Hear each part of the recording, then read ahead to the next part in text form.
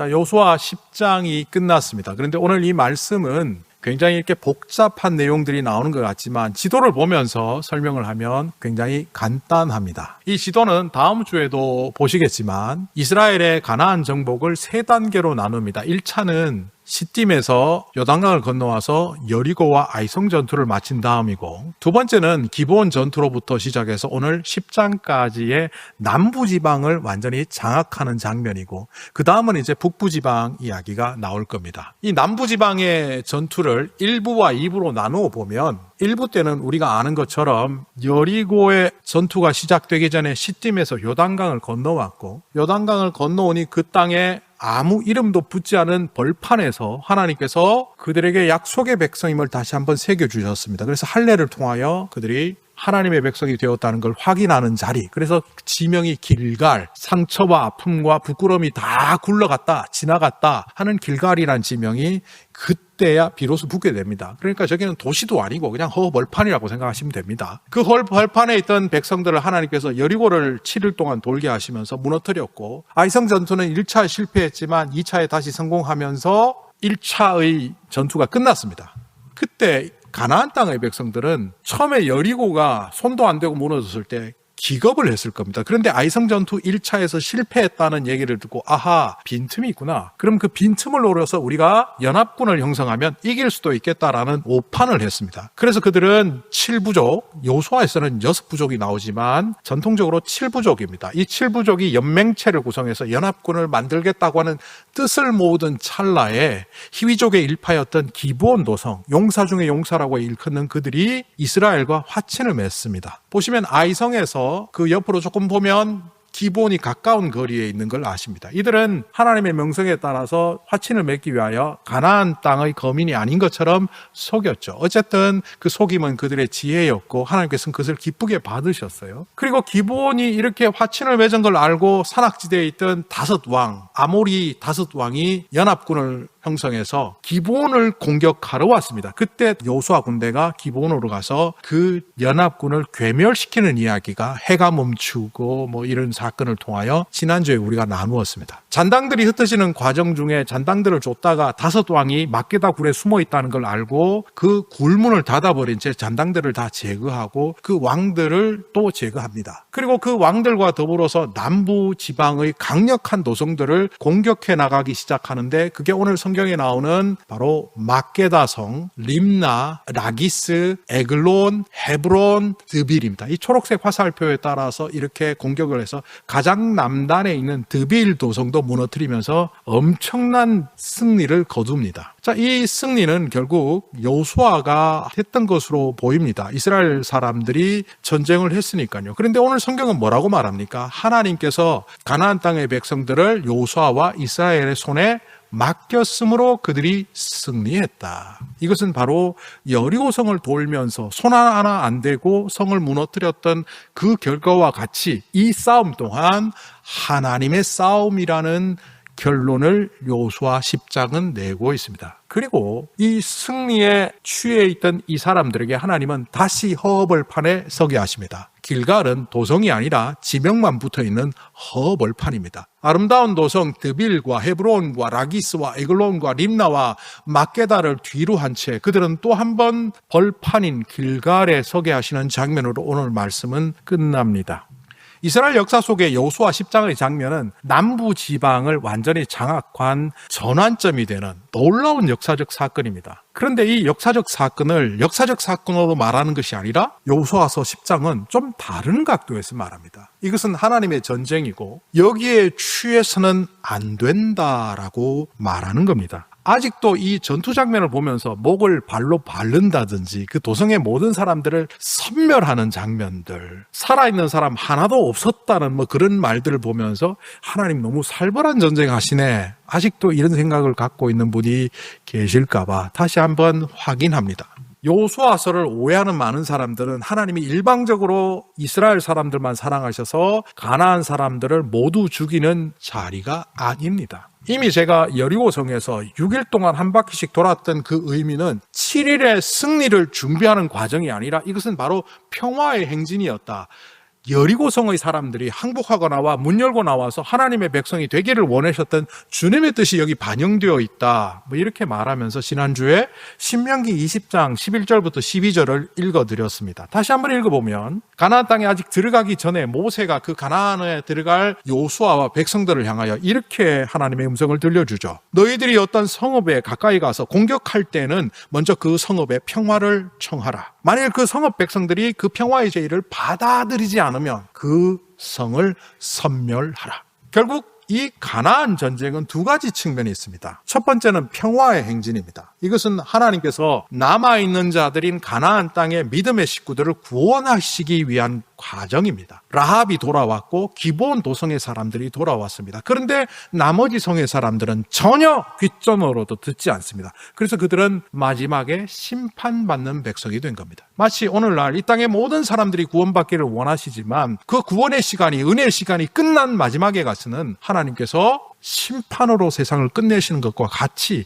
이 가나안 땅은 은혜의 시간과 더불어 심판의 시간이 겹쳐진 장면임을 요수아를 보면서 우리는 기억해야 합니다. 그런데 오늘 우리가 주목해야 하는 것은 이 승전하고 그 아름다운 도성인 라기스와 드빌과 막게다와 그 도성에 들어가서 너희들이 좀 쉬고 즐겨라 하시지 않고 왜 그들을 상당한 거리가 떨어져 있는 길갈까지 다시 돌아오게 하셨습니다. 아까 지도에서 보셨던 것처럼 드빌은 최남단에 있고 남부지방의 최북단, 이른바 북부군과 바로 직면하는 자리가 길갈이고 기브온입니다. 왜 최전선에 와서 허벌판에 다시 서게 하셨을까? 여기는 분명히 의미가 있습니다. 하나님은 우리가 이 땅을 살아가면서 조그만 성취들을 맛보게 하십니다. 기도하실 때 건강에 대해서 응답도 하시고, 우리의 삶의 문제를 놓고 기도하실 때 해결도 주시고, 또 어떤 사람들은 성공적인 삶을 살도록 부유도 주시고 학벌도 주시고 자신들이 이 땅에 다른 사람들 앞에 나설 수 있는 명예와 권세도 주십니다. 그런데 이것에 취해서는 안 됩니다.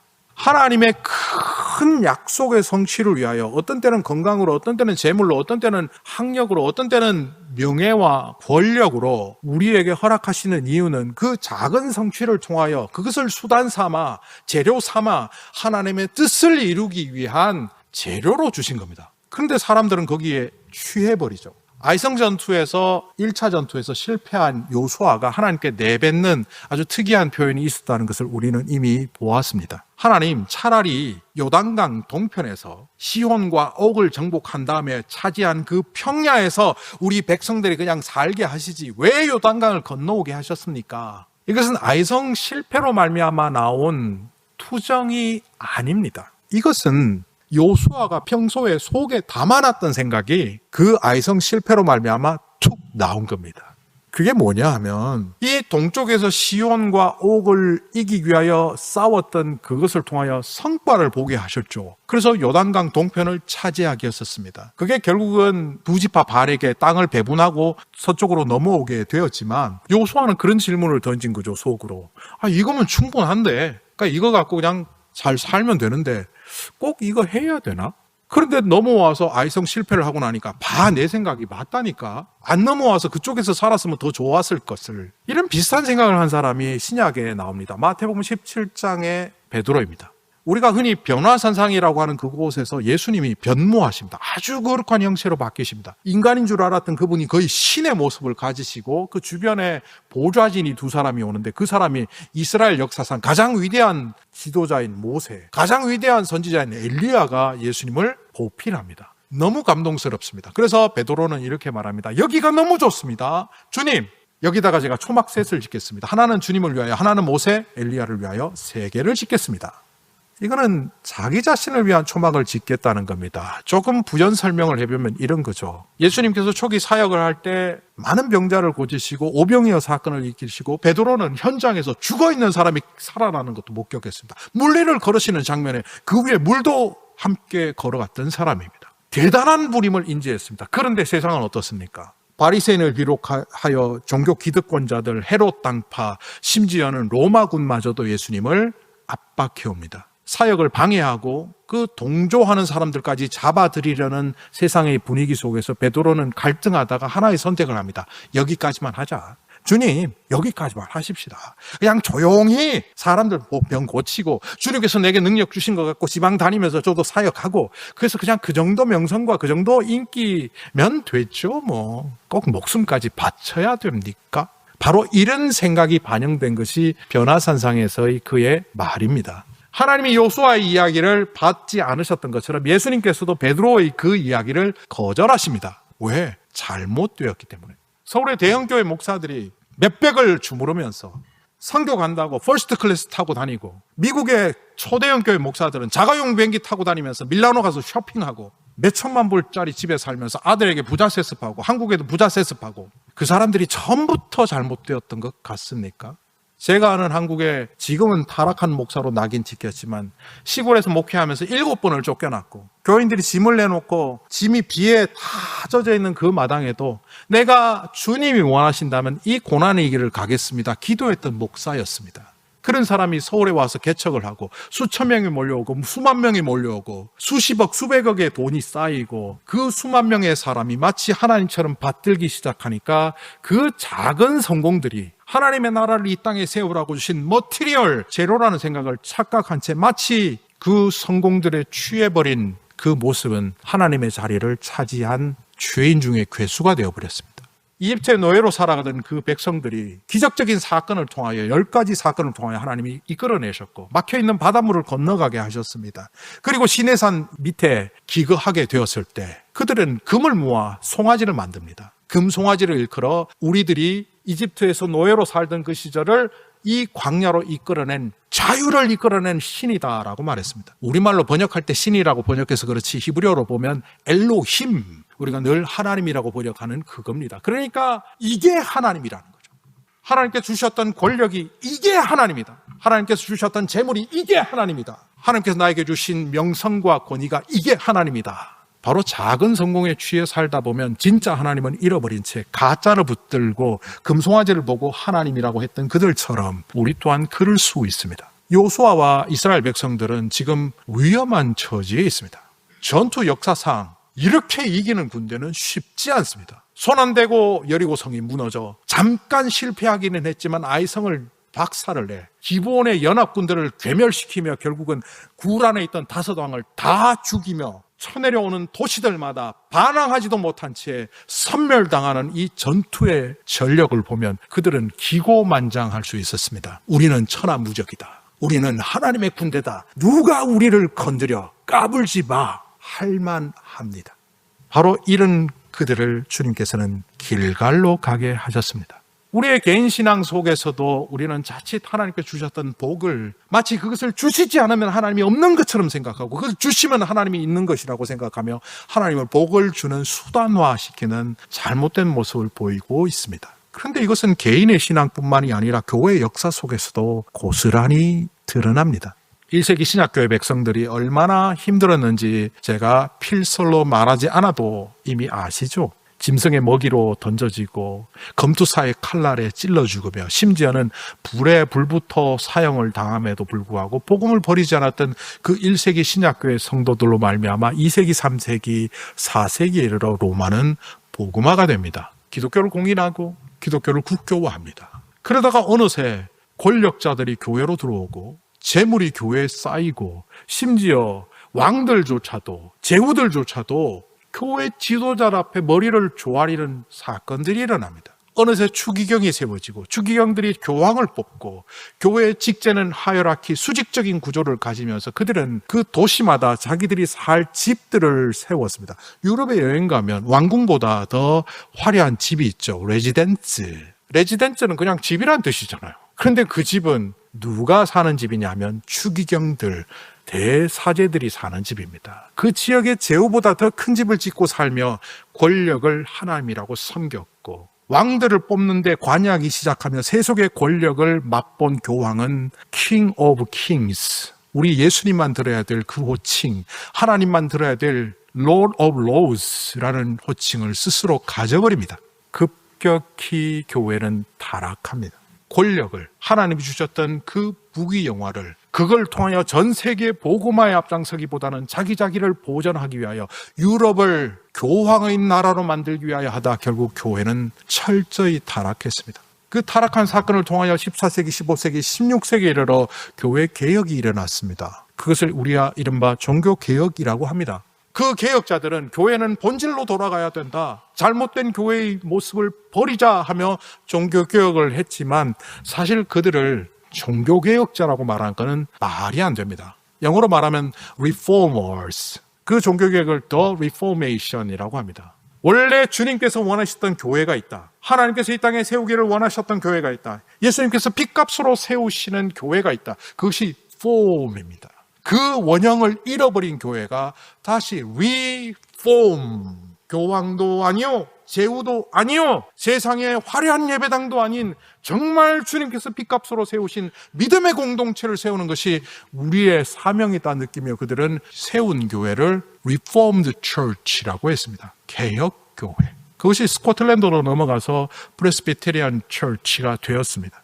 그런데 이걸 장로교회로 번역하는 것은 말이 안 됩니다. 프레스비테리안은 노회를 말합니다. 더 간단하게 말하면 연합된 교회가, 작은 교회가 큰 교회가 구별하지 않고 하나의 교회 공동체가 되어서 서로 돕고 이끌며, 재정이 없는 교회는 재정이 많은 교회에서 도와주고, 인원이 없는 교회는 인원이 있는 교회에서 도와주고 해서 노회가 서로 상생하는 공동체가 되라고 프레스비테리안 처치라고 했는데 우리는 이걸 장로교회로 번역하면서 이상한 쪽으로 갔죠. 어쨌든 우리가 속해 있는 교회는 Reformed Church입니다. 우리 안에 무엇이 잘못된지 늘 돌아보며 본질로 돌아가는 Reform 해야 되는 교회입니다.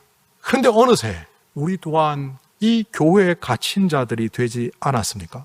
드비를 물리치고 라기스를 물리치고 하나님께서 응답하셨던 그 믿음의 흔적들이 어느새 내 벼슬이 되고 내 업적이 되고 내 이력이 되어서 교회가 성장하면 성장할수록 하나님보다는 인간이 두드러지는 그런 교회가 되어가고 있지는 않습니까? 바로 요수아와 이스라엘 백성들이 그런 위기에 직면했을 때 하나님은 드빌도 아니요, 라기스도 아니요, 막게다 성도 아닌 허벌판인 길갈에서라고 하십니다.